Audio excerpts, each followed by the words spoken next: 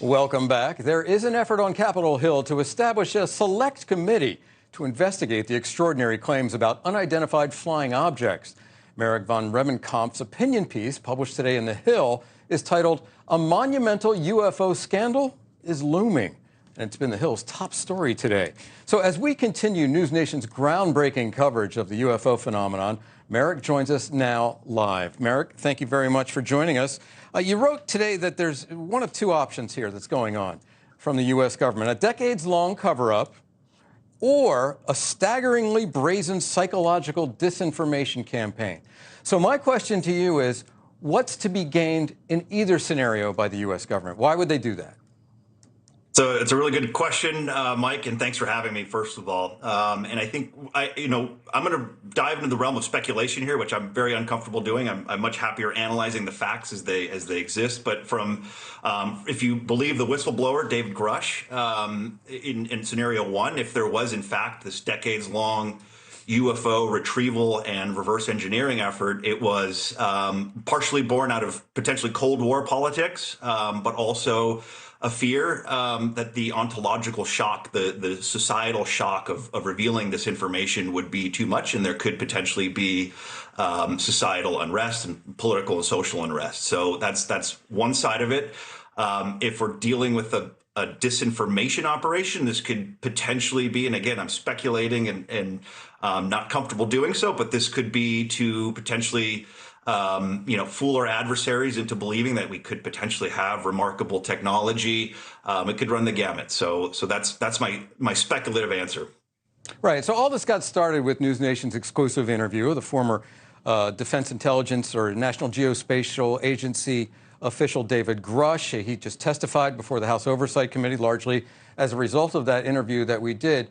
And what I hear you guys, a lot of you folks saying who are experts who have looked at this for a long time, is that there's been a cover-up. Now, I've lived in Washington for a long time. I've covered Washington. If this has been going on for decades, if foreign governments have been involved, if aviators have been involved, if citizens have been involved, how have they been able to keep it secret so long? That's the one thing that I can't get past. Mike, it's the million-dollar question, and I worked in the government previously, and I was extremely skeptical of the story when it first came out, because from my experience, was in the same boat. But then I started looking back into kind of the history of the UFO story, and it turns out that there have been these rumors and leaks and deathbed confessions. They just never bubbled up to the surface. They always kind of stayed underground with these UFO circles. So the bottom line is, from my perspective, these rumors have been around for decades. They just never really saw the light of day the way they are now. So in the 1970s, Carl Sagan popularized the saying, quote, "Extraordinary claims require extraordinary evidence." We've heard some extraordinary claims. I don't think there's any question about that.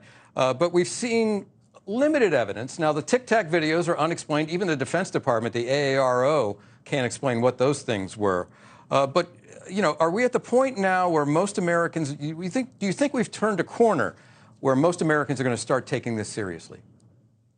I think we're getting there. Now, I'm going to point briefly to Senator Chuck Schumer's legislation, which is now passed the Senate and is now moving on to negotiations with the House. And it's basically, it's pretty extraordinary. And I don't think many people have caught on to what is in this legislation. It mentions non-human intelligence 24 times.